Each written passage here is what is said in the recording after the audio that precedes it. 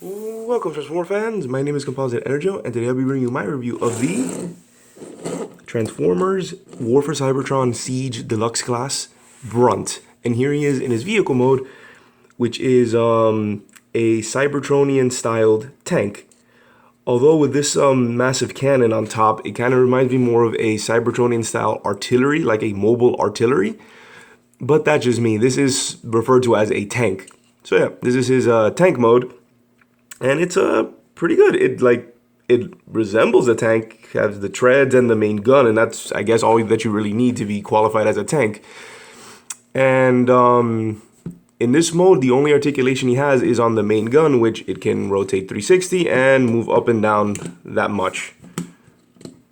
And that's about it. I mean, in terms of vehicle modes, in terms of tanks, that's all you really need to do on a tank is make sure that the main gun can move. Everything else is more or less like optional. Can I say that? Optional? Yeah, I guess. Like, at least for me, what I like looking for in a tank mode is that the main gun can at least move. He also has 4 little wheels here, which he can't move. I think he's got a bit too much friction, but he can at least roll on those wheels. And that's pretty much it. Like, it's a very nice little tank mode. Like, it's not really based on anything because Cybertronian modes, again, are supposed to look like space versions of maybe Earth-like vehicles. But, yeah, it's a neat little tank mode. Or artillery mode, if you see what I see. So before I get to the transformation, I need to clarify something. Brunt here is something referred to as a weaponizer. And which is something that I reviewed in my COG review. I went over this. But as a refresher, a weaponizer is basically a transformer that can be taken apart piece by piece, and those pieces can be used as equipment, weapon, armor for other figures. And Brunt here, like COG, does the same thing. He can be taken apart, which also is how his transformation works. To transform him, you have to basically take him apart and then reassemble him in a different configuration. So let's get on with his transformation. So first off, you come in here and you pull off the main gun. You pop these off,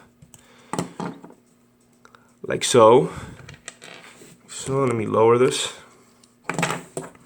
You separate these, fold this down. So you have his legs, his feet, and you come here and you carefully finagle. You gotta, there we go. Pull this out. You have this piece, and then for this part, you have to pop this off. Come on, pop off, push it over. There we go. Then you have this torso bit, which you just, what is this? Oh yeah, you have to lift this up. There we go, and brings that down. Then you lift up for the head reveal. It looks really cool. Very nice little head sculpt. Interesting how the entire like eye visor goes all the way around. Well, should be if it wasn't for this little gap here. And then you rotate forward. You come in here and bring out these little leg pieces, like so. And now you just sort of reassemble them. So the legs go with the legs, you know. You gotta start following the schematics a bit. So there. So you have his legs ready to go. Then you get his arms. In which to do this, you have to pull them out, then bring them down. Then they'll kind of click into place. Then you open up his claw hands. Oh, and to know which one is left and right, you have to make sure that the these yellow light bits, I think they're supposed to be lights, are pointing forward. When you have them pointing forward, that's the side of the body that it goes to. Pull out until it clicks, bring down, open up claw hand, connect, go. And next step is just to peg this here, or in any of these pegs. So peg it there. And then you just connect these. And this is sort of his standard configuration, then plug it in there, or in any of these. You just angle this, plug it in there, and there we go. That is Brunt in his robot mode. Lift up some more. There we go. And here's Brunt in his robot mode. You see, fairly straightforward. Fairly straightforward, although I can see people getting annoyed by the parts forming a bit of it. Because if you lose any of these parts, you basically ruin the figure. And I feel the same way about parts forming, but yeah, it's part of the whole gimmick of that you can take them apart and use it as equipment. So yeah, this is Brunt. Articulation-wise, the head is on a swivel. The waist is on a swivel. Arms can go 360 around, in, out, bend at the elbow. There is a hinge here on his claw thumb, so he can open and close his claw hands. The legs can go forward, back, in, out, swivel there, bend at the knee, and then pretty deep ankle pivot. So yeah, he's got quite a good range of our articulation. And for weapons, he has this little cannon up here, which you can just plug into this port here, which gives him a sort of cannon in his arm. And that's like his standard way of giving him weapons. Because of his customizability, you can sort of do other configurations if you want, but that's sort of the basic form of Brunt. Now, the weaponizer idea, to sort of show that off, I brought in another figure. But before that, let me do some size comparisons. Here is Ratchet. As you can see, Brunt here is about the same size as a standard one. If anything, his head is a little bit shorter. And here is a Cliff Jumper. So that's a size comparison of Brunt. And as a sort of extra size comparison, here is a fellow, not wave mate, but same figure from the same line, which is Ironhide. As you can see, Brunt is significantly shorter than Ironhide, but he has a few tricks up his sleeve. And Ironhide is the one who's going to be testing out the weaponizer functions. So I'm going to be showing you about like 2, I guess, configurations.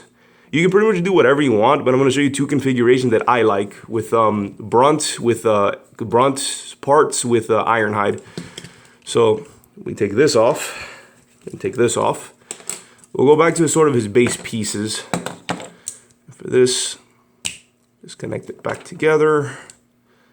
Connect it back together. Take this apart. Fold that up. If anything, there we go. Fold it like so, bring this out. This will be one piece, and you connect it here. And we have like one cannon that you can make in this configuration. Then his legs, take them apart. And like I said, you can do whatever you want with these pieces. They're like, the customizability is actually very impressive. But I'm just going to show you what I like to do.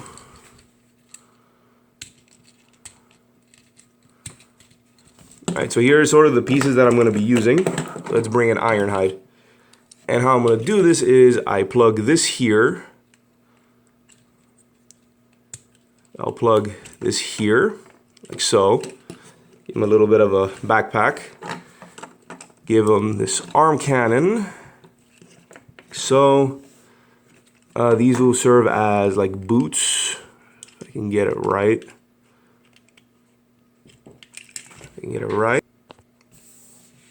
So yeah, you give him this arm cannon, then you have this. Have him hold this gun, or have it plug here. Give him a little shoulder cannon, arm cannon, shoulder cannon, and these I had set up as boots. Don't remember how I got the configuration here. Hold on. Ah, there we go. Configuration I had, and you plug it in. So then you pull this down.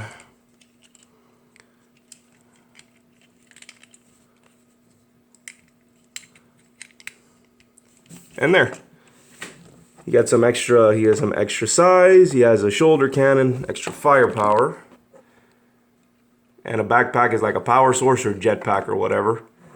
This is one configuration. And it's one way, so let me show you a quick second configuration. I'm going to keep the backpack. Then I'm going to, how did I have this? Extend this out.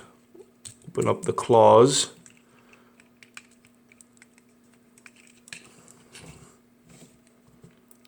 Come on. Carefully extend out the claws.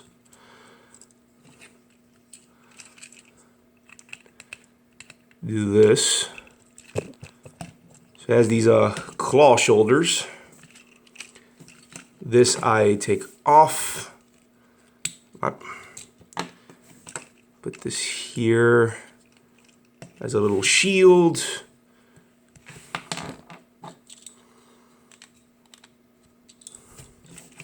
Put this back here. And the sort of idea I'm going with here is this is a jetpack. Kind of a jetpack. You can also do something like this to give them kind of wings.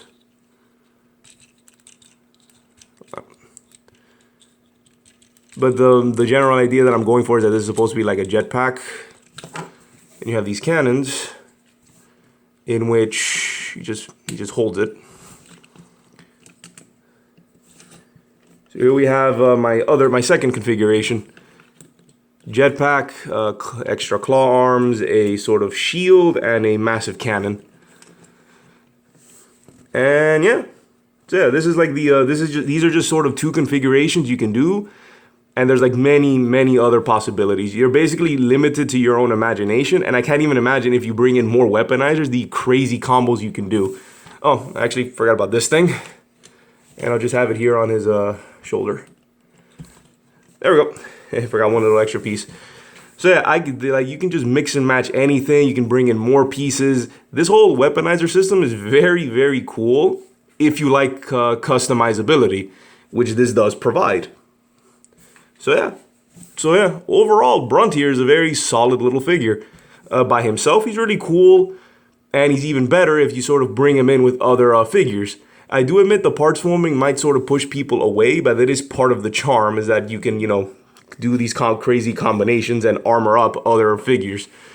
So yeah, overall, he's a really cool, neat little figure with a very nice, interesting gimmick. So yeah, he's solid. So this has been my review of the Transformers War for Cybertron Siege Deluxe Class Brunt. This is Composite Enerjoe signing off. Peace out.